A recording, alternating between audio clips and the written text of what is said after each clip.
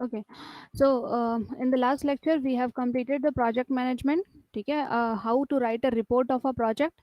So now in today's lecture we will study feasibility analysis और feasibility study, कि हम feasibility study क्या होता है, उसको क्यों कंडक्ट करते हैं, and what are the types of feasibility study. So feasibility study क्या होता है? It is a study of a project on the various basis. जैसे आपका टेक्नोलॉजिकल फील्ड में कैसा आपका प्रोजेक्ट अच्छा वर्क करेगा नहीं, आपने फाइनेंस जो लगाए हैं क्या हम उस फंड्स जो हमने लगाया उसका रिटर्न ऑन इन्वेस्टमेंट आएगा या नहीं, क्या वो इकोनॉमिकली बेनिफिशियल है, कमर्शियली क्या वो वाइबल है कि उसको हम लोग कमर्शियली प्रोड्यूस कर सकते हैं एंड कंज्यूमर्स उसको बाय करेंगे, क्या वो ऑर्गेनाइजेशन के लिए अच्छा है या नहीं, क्या उसको कंज्यूमर्स उस पर्टिकुलर प्रोडक्ट को खरीदेंगे या नहीं खरीदेंगे. ठीक है, सो ये सारी जो स्टडी होती है, ठीक है, and also the study of human resource, की हमको उस पर्टिकुलर टास्क को कराने के लिए, उस पर्टिकुलर प्रोजेक्ट को कराने के लिए हमको किस टाइप के ह्यूमन रिसोर्स की रिक्वायरमेंट है. सो ये सारी जो स्टडी करते हैं related to the particular project is known as a feasibility study और अ फिजिबिलिटी एनालिसिस. सो क्या होता है आपका फिजिबिलिटी एनालिसिस, की इट इज एन एनालिसिस और evaluation of proposed project to determine if it is a technically feasible, it is feasible within the estimated cost, और it will be profitable और not. तीन क्या चीज़ें हैं, सबसे पहले टेक्निकली फिजिबल है या नहीं, क्या कि टुडेज टेक्नोलॉजिकल वर्ल्ड में क्या वो टेक्निकली पॉसिबल है कि हम उस प्रोडक्ट को प्रोड्यूस कर सकें, उसको मार्केट में डिस्ट्रीब्यूट कर सकें, कंज्यूमर उसको खरीद सकें.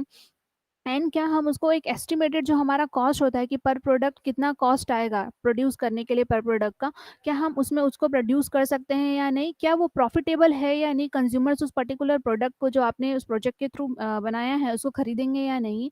ठीक है, so this are the three important analysis which are done under the feasibility study. So feasibility studies are always conducted when, क्या करते हैं जब हम लोग बहुत सारा लार्ज सम ऑफ मनी को एट स्टेक में लगाते हैं, कि मतलब हम कोई ऐसा प्रोजेक्ट बना रहे हैं जिसमें हमको बहुत सारा करोड़ों रुपए में फंड्स लगाना है, मिलियंस में, बिलियंस में, ठीक है, मिलियंस डॉलर, बिलियन डॉलर में हमको फंड्स लगा रहे हैं किसी पर्टिकुलर प्रोजेक्ट में, तो हम वहाँ पे फिजिबिलिटी स्टडी करना बहुत बहुत ही ज़्यादा इंपॉर्टेंट और नेसेसरी है. ठीक है, and it is also called feasibility analysis, I have already told. So it is an assessment of the practicability of the proposed plan और मेथड. अगर हम इन जनरल सेंस में बोला जाए तो हम कह सकते हैं कि फिजिबिलिटी स्टडी जो है कि प्रैक्टिकेबिलिटी को हम लोग चेक करते हैं कि क्या हमने जो प्रोजेक्ट प्रपोज किया है क्या वो प्रैक्टिकली पॉसिबल है, क्या वो प्रैक्टिकली वाइबल है, क्या वो फाइनली इम्प्लीमेंट हो सकता है या नहीं. That study is known as a feasibility study. So feasibility study क्या करता है, this will helps in find out the strength and weaknesses. ठीक है, क्या स्ट्रेंथ है एंड क्या वीकनेसेस है आपका एग्जिस्टिंग बिजनेस का और प्रपोज वेंचर का. आपके पास ऑलरेडी कोई एग्जिस्टिंग बिजनेस होगा या किसी और कॉम्पिटिटर वो पर्टिकुलर बिजनेस कर रहा होगा. ठीक है, तो उसका क्या स्ट्रेंथ है और स्ट्रेंथ है या वीकनेसेस है. एंड ऑल्सो आप जो प्रपोज कर रहे हो, ठीक है, आप जो नया नया वेंचर स्टार्ट करना चाहते हो या न्यू प्रोजेक्ट स्टार्ट करना चाहते हो उसका क्या स्ट्रेंथ है, वीकनेस है, उसको भी फाइंड आउट करता है. And this will also help to find out the opportunity and threat which are present in an environment मतलब आपका जो बिजनेस इन्वायरमेंट है, ठीक है, आपका जो बिजनेसेस चल रहे हैं, मार्केट चल रहा है, उसमें क्या अपॉर्चुनिटी और थ्रेट्स है related to your project. And resources required, क्या क्या रिसोर्सेज रिक्वायर्ड है, man, machine, material, money, capital, ठीक है, इंफॉर्मेशन, टेक्नोलॉजी, जो भी चीज़ों के रिक्वायरमेंट है वो सबका स्टडी करना है. And ultimately the prospect for success, कि हमारा सक्सेस रेट क्या होगा, कि क्या हम सक्सेस अचीव कर पाएंगे या नहीं. So this is about the feasibility study. Now feasibility study is utilize for बहुत सारे पर्पसेस के लिए हम लोग यूज कर सकते हैं. First of all it is use to determine the objective stated, कि हमने कौन सा ऑब्जेक्टिव जो स्टेट किया था क्या हम उसको रीजनेबली अटेंड कर सकते हैं या नहीं, कि क्या हम उसको रीजनेबली अटेंड मतलब कि हम उसके लिए जो है जो भी हमको रिक्वायरमेंट है रिसोर्सेज की, क्या वो प्रॉपरली अवेलेबल है मार्केट में एट पर्टिकुलर कॉस्ट. एंड हम जो भी प्रोडक्ट प्रोड्यूस कर रहे हैं क्या वो एक एस्टिमेटेड हमने जो कॉस्ट निकाला है हम उसी में ही प्रोड्यूस कर पा रहे हैं या नहीं. ठीक है, that is the reasonably attendable within the limitation and financial constraint period. ठीक है, ये एक्सप्लेन कर दिया मैंने. नाउ सेकंड पॉइंट है that it is used to define the major problem area so that we can plan for the strategies for field investigation. ठीक है, कि ऑलरेडी कोई भी एग्जिस्टिंग बिजनेस होता है उसमें क्या होते हैं, कुछ प्रॉब्लम्स होते हैं. So because of that problem जो मेजर जो प्रॉब्लम्स है उनको हम लोग क्या करते हैं, डिफाइन करते हैं हम लोग एंड स्ट्रेटजी प्लान करते हैं फॉर फील्ड इन्वेस्टिगेशन. ठीक है, now this will also helps in find out the area where the potential exist, कि वहाँ पे क्या क्या पोटेंशियल है मार्केट में या फिर पर्टिकुलर कस्टमर में. ठीक है, वो भी हम फाइंड आउट करते हैं फॉर मेकिंग और saving the money, time, effort and energy. हम सबको क्या करते हैं, सेव कर सकते हैं अगर हमको किसी पर्टिकुलर मार्केट या पर्टिकुलर बिजनेस का हमको पोटेंशियल पता चल गया तो. This will also helps in determining or used to determine the approximate time required for the full investigation and cost. ठीक है, आप इससे क्या कर सकते हैं, आपका जो प्रोडक्ट का जो टाइम है, टाइम पीरियड है, टाइम साइकिल है कि आप कितने देर में वो पर्टिकुलर प्रोडक्ट या पर्टिकुलर प्रोसेस कंप्लीट हो जाएगा, कब वो मार्केट में अवेलेबल हो जाएगा, इसका पूरा इन्वेस्टिगेशन कर सकते हो, कितना कॉस्ट इनकर होगा आपका from the setting up of your business to the final production of your goods. ठीक है, फाइनली आपका जो प्रोडक्ट बन के आ रहा है तब तक का टोटल कितना टाइम लगेगा। ठीक है, आप इसको इन्वेस्टिगेट कर सकते हो। And this will also helps in discovering the areas where the some specialist knowledge are needed। ठीक है, जैसे आपको कुछ स्पेशलिस्ट नॉलेज किसकी जरूरत है, जैसे अभी फार्मास्यूटिकल इंडस्ट्री में हमको क्या चाहिए, अगर हमको कोविड का ड्रग बनाना है या कोविड की वैक्सीन बनानी है तो हमके लिए क्या चाहिए, कुछ स्पेशल नॉलेज चाहिए, क्योंकि हमको जब तक उस वायरस के बारे में नॉलेज नहीं होगा कि वो वायरस जो है हमारा आरएनए वायरस है कि डीएनए वायरस है, वो कैसे म्यूटेट हो रहा है, उसके कौन कौन से वेरिएंट हैं, अभी कौन सा वेरिएंट चल रहा है मार्केट में, मतलब मार्केट में इन द सेंस मतलब अभी इंडिया में कौन सा वेरिएंट है जो मोस्ट इफेक्टिव है, डेल्टा मैम। डेल्टा से भी डेल्टा प्लस आ गया है। मैम बट उससे केसेस अभी ज्यादा नहीं मिले हैं तो कंफर्म नहीं डेल्टा प्लस। ओके जैसा भी है, पर डेल्टा प्लस वेरिएंट अभी अभी म्यूटेट होकर डेल्टा का डेल्टा प्लस वेरिएंट आ गया है। ठीक है, सो इसके लिए अगर हमको कोई ड्रग बनाना है, ठीक है, कोविड का जो डेल्टा प्लस वेरिएंट है इसके लिए हमको कोई ड्रग बनाना है या वैक्सीन बनानी है, तो उसके लिए हमको कोई स्पेशलिस्ट नॉलेज चाहिए कि ये जो पर्टिकुलर जो वेरिएंट है इसका आरएनए कैसा है, ये आरएनए वायरस है, डीएनए वायरस है, इसमें क्या मॉलिक्यूल्स हैं, कैसे ये स्प्रेड हो रहा है, कितना कितना रैपिड रेट से स्प्रेड हो रहा है। ठीक है, एंड इसका ड्रग क्योर करने के लिए जो ड्रग बनाना है उसमें हम कौन कौन सी चीजें यूज कर सकते हैं, अभी जितने भी जो ड्रग यूज हो रहे हैं जैसे रेमडेसिविर यूज हो रहा है, ठीक है, एंड और जो भी ड्रग्स यूज हो रहे हैं, so this are not the drug of your COVID. ठीक है, ये जनरल ड्रग हैं जो अदर जो आपके वायरसेस से रिलेटेड जो प्रॉब्लम्स होते हैं या बीमारी होती है उनमें यूज किया जाता है। ठीक है, दिस इज जस्ट फॉर क्या कहते हैं, हिट एंड ट्रायल के लिए यूज किया जा रहा है, लोग अगर उसमें ठीक हो रहे हैं तो उसको और लोगों को रिकमेंड किया जा रहा है। ठीक है, so this is about the specialist knowledge required for your project. Now next comes to the types of feasibility. ठीक है, so according to your syllabus हमारे पास सिर्फ सिलेबस में 4 टाइप ऑफ फिजिबिलिटी मेंशन है, दैट इज टेक्निकल और technological, financial, marketing and personal. ठीक है, so we will stick to the syllabus. ठीक है, हम सिलेबस के बियॉन्ड नहीं रीड करेंगे। ठीक है, so this are mention in your syllabus, so we will study this 4 only. So let's start. First one is your technological or a technical feasibility. So what is technology? So technology मतलब हम क्या करते हैं, कुछ new कोई भी जो tools, machines, material, ठीक है, नई नए मटेरियल, नए टेक्निक्स, नए सोर्स ऑफ पावर हम लोग यूज करते हैं सो दैट हमारा जो प्रोसेस है, हमारा जो वर्क है वो ईजी हो जाए, हम ज्यादा प्रोडक्ट प्रोड्यूस कर सके, उसको हम लोग क्या बोलते हैं, टेक्नोलॉजी। ठीक है, सो इंडस्ट्रियल टेक्नोलॉजी, इंडस्ट्रीज में क्या होता है, हम लोग most of the new machines and technologies, know how design, know how means knowledge की how to perform the particular way और पर्टिकुलर टेक्नोलॉजी को हम कैसे यूज करेंगे, डिजाइन एंड इंटेलेक्चुअल इनपुट्स। ठीक है, ये सब चीजों को हम लोग यूज करते हैं in the terms of technology. ठीक है, सो टेक्नोलॉजिकल फिजिबिलिटी बेसिकली डिफाइन करता है कि हमारा प्रैक्टिकल एप्लीकेशन क्या है, जो भी प्रिंसिपल है हमारे साइंस के, ठीक है, जैसे न्यूटन के प्रिंसिपल हैं, ठीक है, थ्योरी ऑफ रिलेटिविटी है, ठीक है, ऐसे बहुत सारे साइंस के प्रिंसिपल है, केमिस्ट्री के प्रिंसिपल है, बायोलॉजी के प्रिंसिपल्स हैं, ठीक है, मैनेजमेंट के प्रिंसिपल्स है, ये हम कैसे अपने बिजनेस में अप्लाई करेंगे, so that is your technological feasibility, that is practical application of principles of science in the day to day commercial activity. ठीक है, day to day industrial activity और कमर्शियल एक्टिविटी में। So with the rapid change in the technology, entrepreneur need to remain in touch with the latest technology। क्या है, because of the technology इतना fast change हो रहा है, तो हमको जो है एज एन एंटरप्रेन्योर क्या करना पड़ेगा, हमको जो भी लेटेस्ट टेक्नोलॉजी चल रही है उसके हमको टच में रहना पड़ेगा, so that we will ensure that हम टेक्नोलॉजी को हम लोग इन अ बेटर वे यूटिलाइज कर सकें, हमारे जो मशीनरीज हैं वो क्या हो, आउटडेटेड या पुरानी ना हो जाए। यहाँ पे देखो, मशीनरीज हैव नॉट बीन एब्सोलीट, एब्सोलीट मतलब आउटडेटेड।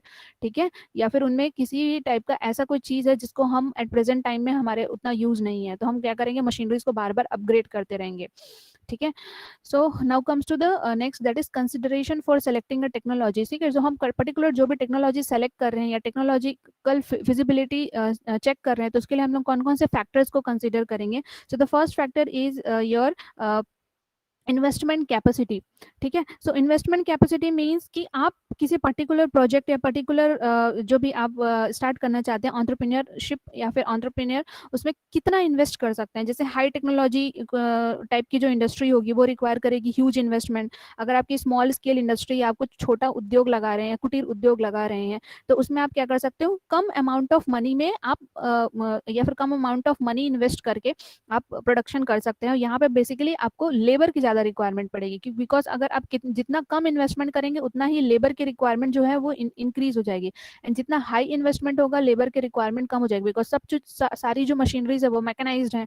आपको सिर्फ सुपरवाइजर की रिक्वायरमेंट है जो सिर्फ उस मशीन्स को सुपरवाइज करेंगे, ठीक है। सो कम इन्वेस्टमेंट चाहिए, बट अगर आपकी स्मॉल स्केल इंडस्ट्री है तो आप कम इन्वेस्टमेंट कर रहे हैं तो आपको लेबर की रिक्वायरमेंट ज़्यादा हो जाएगी, ठीक है। Now comes to the next, that is volume of production, ठीक है। Volume of production is related to your small scale और लार्ज स्केल काइंड ऑफ, जैसे आपका लार्ज स्केल इंडस्ट्री है तो लार्ज स्केल में क्या है, बहुत लार्ज अमाउंट ऑफ प्रोडक्शन हो रहा है, तो लार्ज अमाउंट ऑफ प्रोडक्शन हो रहा है तो अपना टेक्नोलॉजी भी क्या होगा, हायर टेक्नोलॉजी यूज होगी। But if you are producing the product at the small scale, ठीक है, आप कम अमाउंट में किसी भी प्रोडक्ट को प्रोड्यूस कर रहे हो तो एंड आपका प्रोडक्ट का डिमांड भी मार्केट में कम है, ठीक है। सो आपका क्या होगा, जो वॉल्यूम ऑफ प्रोडक्शन है वो भी क्या होगा, डिक्रीज रहेगा या कम रहेगा।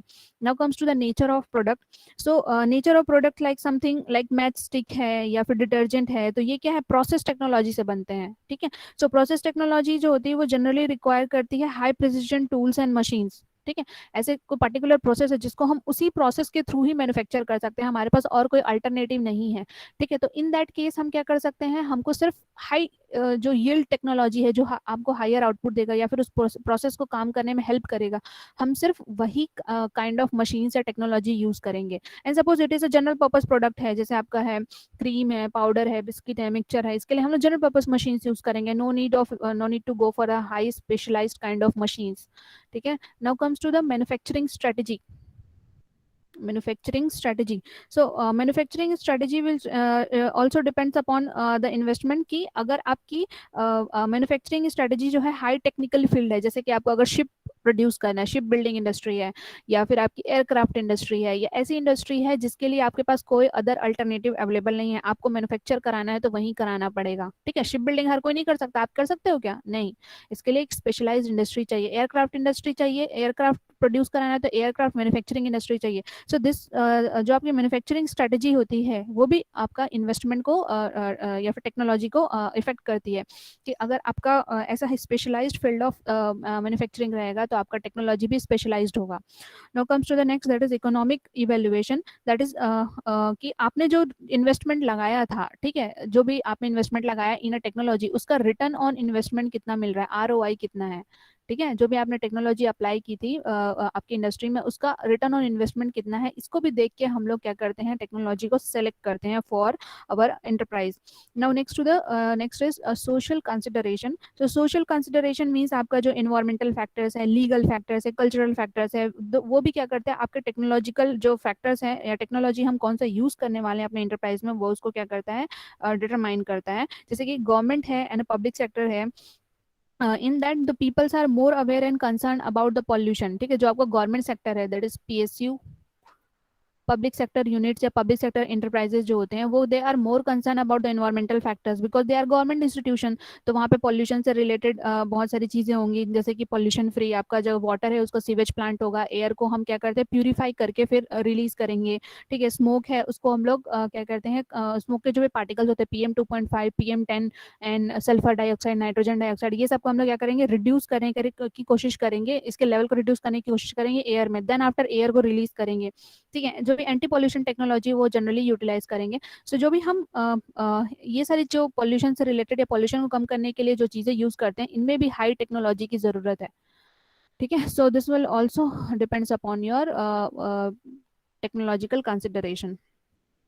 Okay, now what are the benefits of using the technology in the industry. क्या बेनिफिट होगा, increase in production, as you all know कि आपका जो लेबर जो है कम काम करता है तो आपका जो प्रोडक्शन है कम होता है, बिकॉज लेबर का फटीग होगा, उसको उसको लीव चाहिए, उसको अदर रेस्ट चाहिए, ठीक है। 1 घंटे का रेस्ट चाहिए ही चाहिए, अगर 8 आवर्स का वर्क है तो बीच में लंच आवर चाहिए, अदर रेस्ट आवर्स चाहिए, ठीक है। सो ये क्या करता है, आपका प्रोडक्शन को डिक्रीज करता है। But if you are applying the technology और आप मशीन्स ऐसे लगा रहे हैं जिसकी वजह से क्या हो रहा है, आपका प्रोडक्शन जो है वो किसी भी तरह का स्टॉपेज नहीं होगा, आपका प्रोडक्शन शेड्यूल कंटिन्यू चलेगा तो आपका प्रोडक्शन इंक्रीज होगा। Now this will reduce the labour, ठीक है। जैसे मैंने बताया कि आप जितना मैकेनाइज करते जाओ किसी भी चीज को, ऑटोमेटिक जो मशीन्स होती है, रोबोटिक मशीन्स हैं, ये सब लगाते जाओगे तो आपका जो लेबर की रिक्वायरमेंट है वो कम होती जाएगी। Now this will improve the product की, बिकॉज लेबर है, लेबर इज अ ह्यूमन, तो ह्यूमन क्या होता है, human are generally prone to error, उनमें वो कुछ ना काम करते हैं तो उनमें कुछ ना कुछ एरर हो जाता है या फिर फॉल्टी प्रोडक्ट प्रोड्यूस हो जाते हैं। But if it is produce through the machines, so this will improve the quality of product, ठीक है, improve the product means improve the quality of product, ठीक है, क्वालिटी की बात हो रही है। Now higher living standard, so higher living standard means because of the technology क्या होता है, जो हमारे जो प्रोडक्ट प्रोड्यूस होंगे वो हाई क्वालिटी के होंगे, ठीक है, कंज्यूमर उसको कंज्यूम करेंगे and this will lead to the increase in the standard of life of employees and as well as the consumer, ठीक है। Now comes to the next, that is financial feasibility.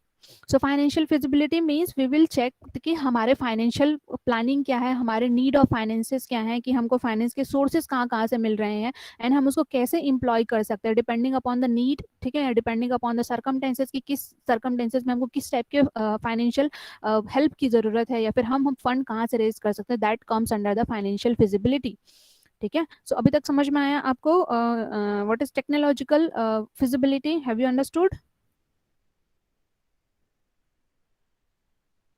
Have you understood technological feasibility? Yes ma'am.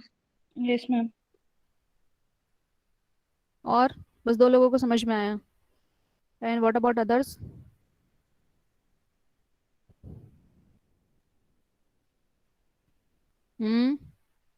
सो रहे हैं सारे के सारे? Okay, so let's proceed.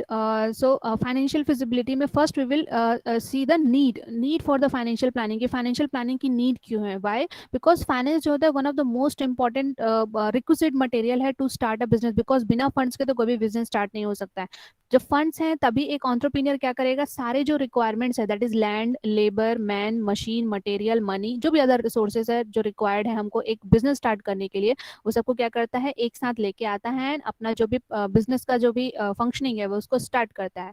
So there should be an adequate money to pay to the purchase consideration, ठीक है, आप जहाँ से भी परचेस कर रहे हैं, रॉ मटेरियल प्रोक्योर कर रहे हैं, मशीन प्रोक्योर कर रहे हैं, ह्यूमन रिसोर्स हायर कर रहे हैं, तो ठीक, तो सबको क्या करना पड़ता है, पे करना पड़ता है। सो a person or an entrepreneur needs to have an adequate money to pay for man, machine and material, ठीक है, and there should be a sufficient capital to support to the business till it gestation period. Gestation period क्या होता है, suppose आपने start किया, आज business start किया, मतलब बिजनेस को पहले स्टैब्लिश करना स्टार्ट किया, आपने मशीन्स लगाए, आपने रॉ मटेरियल प्रोक्योर किए, तो ऐसा नहीं कि आपने ये लगाए आज और आज इंफ्रास्ट्रक्चर सेट किया, आपका कल से प्रोडक्शन जाएगा, नहीं, this will require some gestation period जब आपका फाइनल प्रोडक्ट प्रोड्यूस होगा, ठीक है। सो आप क्या कर रहे हो, सपोज यहाँ पे आपने लैंड बाय किया, आपने इंफ्रास्ट्रक्चर रेडी किया, आपने मशीन्स प्रोक्योर किए, मशीन्स लगाए, रॉ मटेरियल प्रोक्योर किया, लेबर हायर किया, फिर आपका कहीं जाके 1 मंथ 2 मंथ और वी कैन से बहुत ज़्यादा हुआ तो 1 साल का भी टाइम लग सकता है, तब आपका फाइनल प्रोडक्ट जो होता है वो प्रोड्यूस होता है।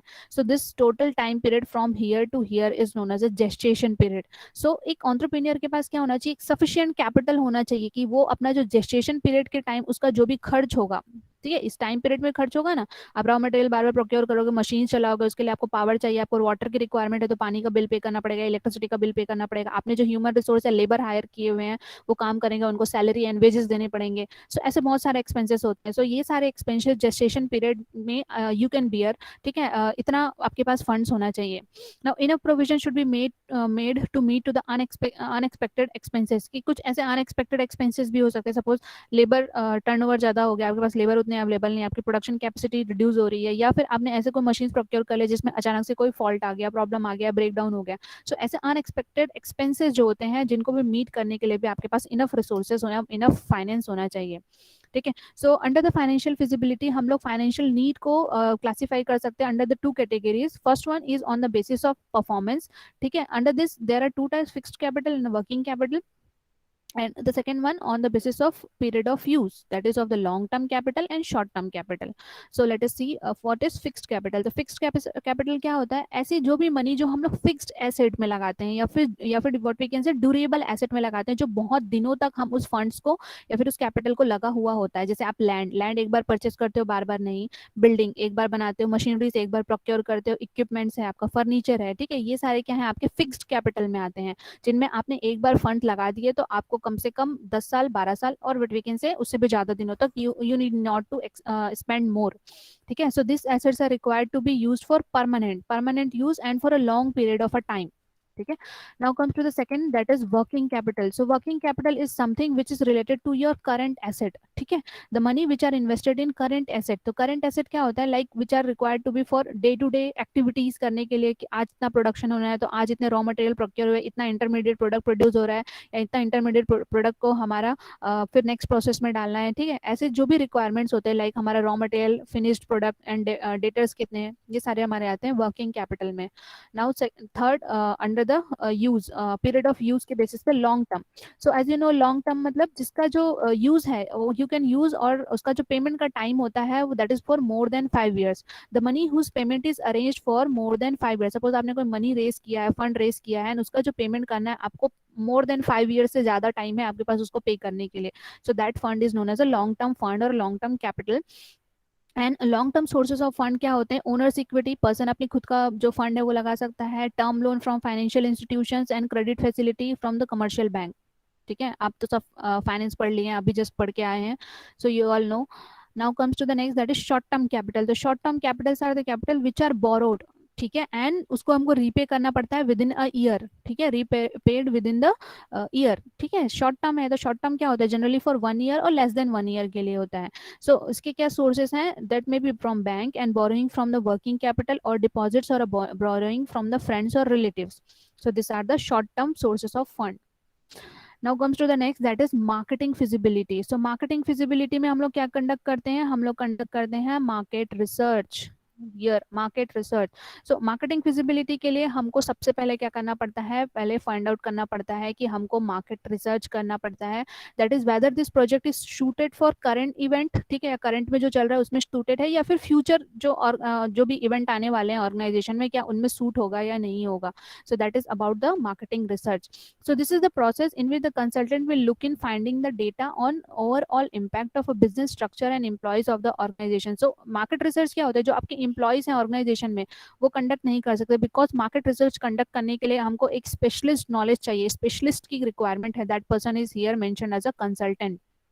ठीक है, तो मार्केट रिसर्च के लिए हम लोग एक कंसल्टेंट हायर करते हैं जो क्या करता है, डेटा कलेक्ट करता है फ्रॉम द वेरियस सोर्सेज, जैसे कि आपका कस्टमर का क्या नीड एंड डिमांड्स है, रिटेलर्स का क्या व्यू है रिलेटेड टू द प्रोडक्ट. ठीक है, एंड ऐसे करके मार्केट का टोटल सेगमेंटेशन, टारगेटिंग, पोजीशनिंग, जो भी आप मार्केटिंग में पढ़ रहे हैं, ठीक है, वो सारी चीजें से रिलेटेड वो क्वेश्चनर वगैरह बना के कस्टमर को दे सकता है, या इंटरव्यू ले सकता है, या फिर कुछ और अदर वे से वो मार्केट रिसर्च कंडक्ट करता है.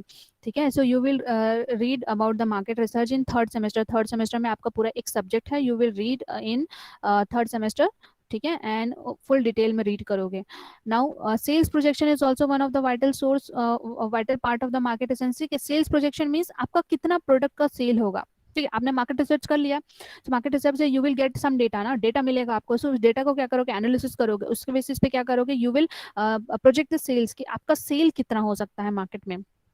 ठीक है, now the main objective of the market research is to identify the target consumers, know the demand of the consumers, and understand the market characteristics and evaluate the factor, जो मैं आपको पहले ही बता रही थी कि मार्केट रिसर्च में हम डेटा कहाँ से कलेक्ट करते हैं, फ्रॉम द कंज्यूमर, उनका नीड एंड डिमांड सेटिस्फाई हो रहा है या कि नहीं. हम लोग अंडरस्टैंड करते हैं कि मार्केट में क्या इवेंट चल रहा है. ठीक है, मार्केट के क्या कैरेक्टरिस्टिक्स हैं, किस टाइप के मार्केट के लिए हम बना रहे हैं, that is it either it may be a perfect market, oligopoly market, monopoly market. ठीक है, मोनोपोलिस्टिक मार्केट, कौन से टाइप का मार्केट है, एंड इवेलुएट करते हैं हम लोग various factors for that market, and then which will provide a great impact on a buying decision or a buying behavior of the consumer. So this is about the marketing feasibility study. Now come to the next, that is your personal feasibility, or what we can say HR. ठीक है, personal नहीं है, personal है. ठीक है, that is HR. ठीक है, जो आपके एचआर या एम्प्लॉयज आपके ऑर्गेनाइजेशन में वर्क कर रहे हैं, हमको उनका भी फिजिबिलिटी स्टडी करना पड़ता है कि weather that employ or a person which to whom we have hired, either they are able to perform that particular task in a better way or not, क्या वो एक्सेलेंस अचीव कर पा रहे हैं या नहीं. ठीक है, सो एडम स्मिथ का एक कोट है, that a happy worker is a more productive worker. ठीक है, सो हमको एक ऐसा वर्कर को हायर करना है या ऐसा लेबर को हायर करना है जो क्या होता है, हैप्पी हो. ठीक है, बिकॉज अगर वो हैप्पी अपनी लाइफ में, अपनी फैमिली में, ठीक है, किसी भी टाइप का प्रॉब्लम नहीं है, तो वो अगर वो हैप्पी है तो वो अपना जो है मोस्ट ऑफ द टाइम या फिर अपना जो है greater amount of a time एक आपकी ऑर्गेनाइजेशन में अपने अपने काम में दे पाएगा। सो क्या होगा, उससे आपकी प्रोडक्टिविटी, ऑर्गेनाइजेशन की प्रोडक्टिविटी क्या होगी, इंक्रीज होगी। ठीक है, this is the code by Adam Smith. So क्या होता है, बिकॉज ऑफ कंपटीशन एंड आपका जो है इन्वायरमेंटल फैक्टर्स हैं, इसकी वजह से ऑर्गेनाइजेशन क्या चाहता है कि हम लोग बेस्ट और बेटर वे में यूटिलाइज करें जो भी हमारे ह्यूमन रिसोर्स अवेलेबल है। ठीक है, बिकॉज बिकॉज ऑफ देखो आपका बिजनेस साइकिल ऐसा डिस्टर्ब हो गया बिकॉज ऑफ द कोविड-19, तो जो भी एचआर ऑलरेडी वर्क कर रहे हैं किसी ऑर्गेनाइजेशन में, तो ऑर्गेनाइजेशन क्या चाहता है कि हमारे पास जो एचआर हैं या जो एम्प्लॉयज हैं हम उनको बेस्ट पॉसिबल वे में यूटिलाइज करें। ठीक है, एंड जो एक मैन या एक man here means your worker. ठीक है, योर वर्कर की बात हो रही है, man just for a connotation के लिए लिखा गया है। So man has turn any loss making company into the profitable one, and man is the one who will strive to achieve the excellence in a particular field. ठीक है, man क्या होता है, मैन और वर्कर इज द वन जो एक loss making unit को या एक लॉस मेकिंग कंपनी को प्रॉफिटेबल कंपनी बना सकती है, कोई और नहीं बना सकता। बिकॉज मशीन्स अपने आप ही तो वर्क नहीं करेंगे, उनको इंस्ट्रक्शन देना पड़ेगा, तो who will give that instruction, that man, जो आपके ऑर्गेनाइजेशन में एम्प्लॉय किए गए हैं। ठीक है, so every organization needs to select and hire the people who can improve its position and work efficiently. So हमको ऐसे पीपल को सेलेक्ट करना है एंड हायर करना है अपने ऑर्गेनाइजेशन में कि वो कुछ अच्छा कर सकें। ठीक है, अपने वर्क को एफिशिएंट वे में कर सकें, अपना पोजीशन इंप्रूव करें, साथ ही साथ आपका क्या होगा, टोटल ऑर्गेनाइजेशन जो होगा वो भी ग्रो करेगा, एंड आपका ऑर्गेनाइजेशन विल ग्रो, एंड आपका जो मार्केट सेल है, ये सारी चीजें हैं जो भी एक दूसरे से लिंक्ड होती हैं वो सब इंक्रीज होंगे, एंड अल्टीमेटली आपका जो है ऑर्गेनाइजेशन क्या करेगा, ग्रो करेगा। ठीक है, सो नॉलेज एंड स्किल। ठीक है, आपको क्या करना है, आपके एम्प्लॉयज का नॉलेज एंड स्किल लेवल भी टेस्ट करना है, एंड उन्होंने अगर कोई नॉलेज या स्किल एक्वायर किया है तो उसको प्रॉपरली या पर्टिकुलर वे में हम कैसे यूटिलाइज कर सकते हैं ऑर्गेनाइजेशन में, ये भी सोचना पड़ेगा। So employees have to be motivated, employees को क्या करना है, मोटिवेट भी करना है, so that he or she will contribute the best for managing the organisation successfully. ठीक है, बिकॉज एक ह्यूमन फैक्टर है कि अगर उसको किसी भी टाइप का मोटिवेशन नहीं होगा, either it may be positive motivation, negative motivation, at the rate may be financial motivation or a non financial motivation. ठीक है, जो हमने पढ़ा था मोटिवेशन में। ठीक है, व्हाट इज पॉजिटिव मोटिवेशन, तो tell me what is positive motivation. Ma'am किसी एम्प्लॉय को ये बोलना कि हाँ अगर तुम ये करोगे तो तुमको आगे जाके प्रमोशन मिलेगा, या फिर तुम्हारी इससे स्किल्स डेवलप होंगी, एबिलिटीज अच्छी होंगी। Basically means to give them a reward. ठीक है, यस। अगर आप उसको रिवॉर्ड का प्रॉमिस करते हो तो वो that is known as a positive motivation. And what is negative motivation, what is negative motivation. Ma'am कि उन लोगों को मतलब कि तुमको निकाल दिया जाएगा काइंड ऑफ। हाँ, ठीक है, फियर ऑफ सस्पेंशन। ठीक है, लेट अस से कि अगर आप कोई ऐसा पर्टिकुलर जो टास्क परफॉर्म करने के लिए बोला गया एम्प्लॉयज को, अगर वो टास्क नहीं परफॉर्म करते हैं तो हो सकता है कि उनको डिमोट कर दिया जाए, उनको सस्पेंड कर दिया जाए, उनको ट्रांसफर कर दिया जाए। ठीक है, बिकॉज ऑफ दैट फियर वो क्या करता है, एम्प्लॉय पर्टिकुलर टास्क को करता है, so that is known as a negative motivation. ठीक है, so this is about the personal feasibility. So your feasibility study has been completed. Now comes to the next topic, that is working capital. ठीक है, so working capital, as I have earlier told, that working capital is क्या होता है, is the amount or a capital which is required to perform the day to day activities. ठीक है, day to day में आपको क्या raw material की जरूरत है, क्या मशीनरीज की जरूरत है, एंड जो भी डे टू डे आपको ऑपरेशन के लिए फंड चाहिए, that is known as a working capital. ठीक है, so it may be regarded as the portion of the company's total capital which is employed in the short term operation. ठीक है, short term operation के लिए हम जो भी हमारा टोटल फंड होता है या टोटल कैपिटल होता है उससे हम लोग एक पार्ट को अलग निकाल लेते हैं, so that is known as a your working capital.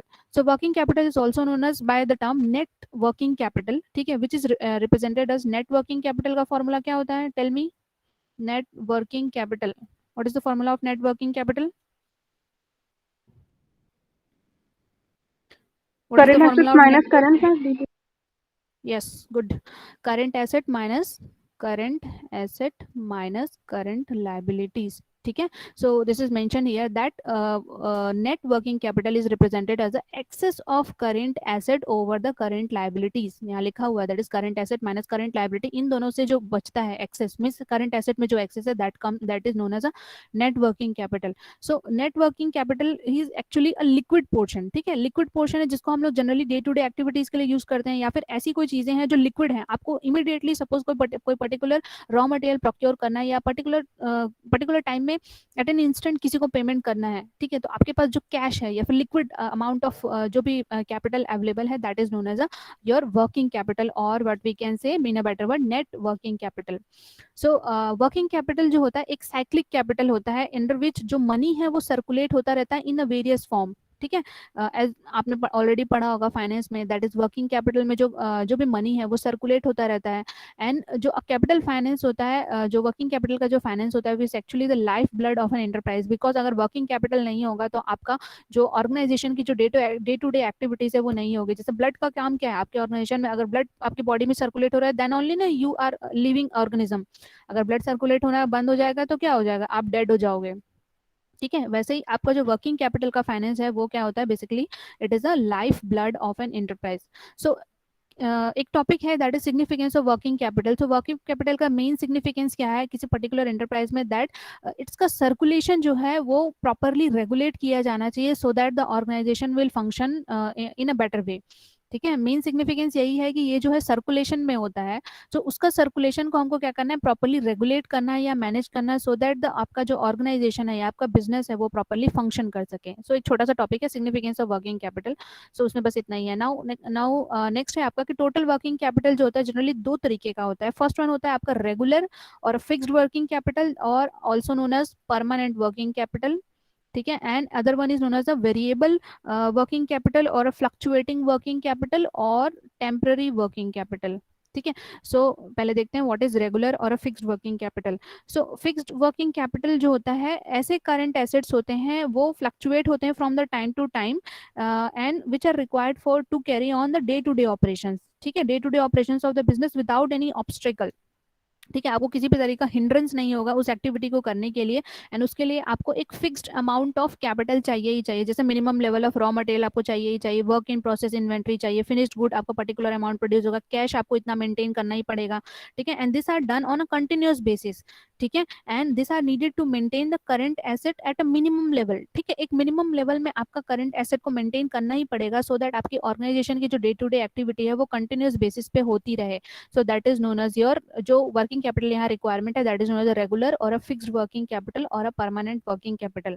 Now the second working capital that is a temporary working capital और a fluctuating temporary working capital, fluctuating working capital और a variable working capital. So ऐसे working capital which is over and above the this regular working capital, ठीक है। आपका जो regular working capital था उससे हम थोड़ा सा बियॉन्ड जाते हैं एंड उसके एडिशन में हमको जो वर्किंग कैपिटल की रिक्वायरमेंट है that is known as a fluctuating, and it is required because of the seasonal changes, ठीक है। सीजनल में कुछ चेंज है, सपोज रेनी सीजन में किसी पर्टिकुलर प्रोडक्ट की ज्यादा डिमांड है तो हो सकता है हम उस टाइम पे उससे रिलेटेड जो रॉ मटेरियल्स हैं वो ज्यादा प्रोक्योर कर लें, या फिर ऐसा भी हो सकता है कि कोई पर्टिकुलर प्रोडक्ट जो हम मैन्युफैक्चर करना चाहते हैं उससे रिलेटेड जो रॉ मटेरियल सिर्फ आपका रेनी सीजन में ही अवेलेबल होता है, तो हम क्या करेंगे उस सारे जो रॉ मटेरियल्स को हम लोग एक साथ प्रोक्योर करके इन्वेंट्री में स्टॉक कर लेंगे। सो इस काम के लिए जो हमको एक्स्ट्रा फंड या एक्स्ट्रा मनी जो डे टू डे प्रोक्योरमेंट के लिए लगाना पड़ता है that is known as a variable working capital. जैसे इसमें एग्जाम्पल के लिए आप ले सकते हैं कि लेट अस सपोज आपको क्या बनाना है, अभी अम्ब्रेला बनाना है। सो अम्ब्रेला का जो what we can say cloth होता है या फिर आप रेनकोट से रिलेटेड जो मटेरियल है उसका जो क्लॉथ होता है it is not like a plastic, ठीक है। वो टोटल प्लास्टिक ही नहीं होता, टोटल कपड़ा ही नहीं होता, it is somewhat different what we can say, I don't know. सो उससे रिलेटेड जो क्लॉथ का जो मटेरियल है हो सकता है वो उसकी इंडस्ट्री सिर्फ आपकी सीजनल टाइम में चलती है, जैसे रेनी सीजन में ही चलती है, या फिर आपका जो अम्ब्रेला है या फिर रेनकोट है ये सब सिर्फ सीजनल चीजें हैं, सीजन में ही बिकती हैं। तो क्या होगा एक पर्टिकुलर सीजन में बनेगा, पर्टिकुलर सीजन में बनेगा, जैसे रेनी सीजन में ही बनेगा, रेनी सीजन में ही उससे रिलेटेड रॉ मटेरियल प्रोक्योर होंगे एंड रेनी सीजन में ही वो मार्केट में अवेलेबल हो जाएंगे एंड कंज्यूमर उनको खरीदेंगे। सो इसके लिए क्या करना पड़ेगा, आपको उस पर्टिकुलर प्रोडक्ट को रेनी सीजन में बनाना पड़ेगा, उसके लिए रेनी सीजन में उससे रिलेटेड रॉ मटेरियल प्रोक्योर करने पड़ेंगे, तो हमको कुछ extra amount of working capital invest करना पड़ेगा। So that is known as a your variable working capital, ठीक है। And it also based on demand, ठीक है, कि कितना डिमांड है पर्टिकुलर प्रोडक्ट का वो भी हम ध्यान में रखेंगे, ठीक है। Now comes to the next that is determinants of working capital, कि आपका वर्किंग कैपिटल को डिटरमाइन करने के लिए हमको कौन कौन से फैक्टर है। First one is the nature of business, ठीक है। सो अगर आपका बिजनेस जो है पब्लिक सेक्टर अंडरटेकिंग है तो वर्किंग कैपिटल क्या चाहिए, आपको ज्यादा चाहिए, fix more and a fixed working capital is required. And sorry, अगर आपका business public sector enterprise, where is cursor, okay here, आपका आपका ऑर्गेनाइजेशन पब्लिक सेक्टर एंटरप्राइज है, so public sector enterprise will require the limited working capital but more fixed capital, ठीक है। But if it is a trading enterprise, ठीक है, आप trade करते हो तो आपको वर्किंग कैपिटल ज्यादा रिक्वायरमेंट है एंड लिमिटेड फिक्स्ड कैपिटल की रिक्वायरमेंट है, ठीक है। So next is your size of enterprise. Suppose आपका साइज जो है इंटरप्राइज का क्या है, लार्ज स्केल है, सो लार्ज स्केल है तो आपको मोर वर्किंग कैपिटल की रिक्वायरमेंट है, and if it is a small scale industry is there then you need a small working capital, ठीक है। Now next is growth and expansion. So आपका अगर business जो है ग्रो कर रहा है, आपका जो है प्रॉफिट आ रहा है, ठीक है, तो प्रॉफिट आ रहा है तो बिकॉज ऑफ दैट आपका जो है वर्किंग कैपिटल की रिक्वायरमेंट कम होगी, एंड अगर आपका बिजनेस ग्रोथ एंड एक्सपेंड नहीं कर रहा है, सीजनल बिजनेस है आपका, तो आपको वर्किंग कैपिटल की ज्यादा रिक्वायरमेंट है। Next is availability of raw material. Suppose आपका ऐसा कोई रॉ मटेरियल है जो आपको पूरे विद इन अ ईयर, ठीक है, और इन अ होल ईयर एक फिक्स्ड अमाउंट में या फिक्स्ड कॉस्ट में अवेलेबल हो जाता है एंड कोई भी प्रॉब्लम नहीं होता है, तो आपको वर्किंग कैपिटल की कम रिक्वायरमेंट है। एंड सपोज ऐसा कोई रॉ मटेरियल है जो सीजनल है, या फिर रेनी सीजन में ही आता है, या फिर विंटर में ही आता है, या फिर समर में ही आता है, तो आपको क्या करना पड़ेगा, उस पर्टिकुलर सीजन में जब वो रॉ मटेरियल अवेलेबल है तब आपको उसको क्या करना पड़ेगा, प्रोक्योर करके पाइल अप करना पड़ेगा। सो इन दिस केस आपको रॉ वर्किंग कैपिटल की ज्यादा रिक्वायरमेंट है। Next is availability of credit institution. Suppose आपका ऐसा कोई इंटरप्राइज या बिजनेस है जिसमें आपको जो क्रेडिट फैसिलिटी है वो इजीली अवेलेबल है, ठीक है, आपको फंड्स जो है फाइनेंशियल इंस्टीट्यूशन से इजीली मिल जाते हैं, किसी भी तरीके का कोई प्रॉब्लम, किसी भी टाइप का कोई प्रॉब्लम नहीं होता है, सो आपको वर्किंग कैपिटल की लेस रिक्वायरमेंट है, लेस वर्किंग कैपिटल में काम चल जाएगा। एंड सपोज आपकी कोई ऐसी इंडस्ट्री है जिसमें वर्किंग कैपिटल जो है या जिसमें ऐसे इंस्टीट्यूशन है, सॉरी ऐसे financial institution, sorry what you can say, ऐसी इंडस्ट्री है जहाँ पे आपको क्रेडिट फैसिलिटी इजीली नहीं मिल पाती है, प्रॉब्लम हो जाता है, तो आपको वर्किंग कैपिटल ज्यादा मेंटेन करने की जरूरत है। Now comes to the next business cycle. So as you know business cycle कैसा होता है, इज लाइक दिस, ठीक है। सपोज बूम पीरियड चल रहा है और व्हाट वी कैन से कि आपका ग्रोथ टाइम चल रहा है, सो एट दैट टाइम जो आपका बिजनेस जो है वो ग्रोथ ग्रोथ के टाइम पे है आपका बिजनेस, सो आपको जो है वर्किंग कैपिटल की रिक्वायरमेंट लार्ज होगी, ज्यादा होगी, ठीक है, बिकॉज आपका सेल्स इंक्रीज हो रहा है, चेंज इन प्राइस लेवल है, सेल इंक्रीज होगा उतना ज्यादा डिमांड होगा, डिमांड होगा तो आप ज्यादा प्रोडक्ट प्रोड्यूस करोगे, ठीक है। बट इन केस अगर डिक्लाइनिंग है, ठीक है, डिक्लाइनिंग स्टेज में है, डाउन स्टेज में चल रहा है हमारा बिजनेस साइकिल, और आपका जो है सेल जो है डिक्लाइन हो गया है, इंटरप्राइज कॉन्ट्रैक्ट कर रहा है, बहुत सारी प्रॉब्लम्स एंड डिफिकल्टीज हैं, सो इन दैट केस आपका जो है you have to maintain large amount of working capital, ठीक है।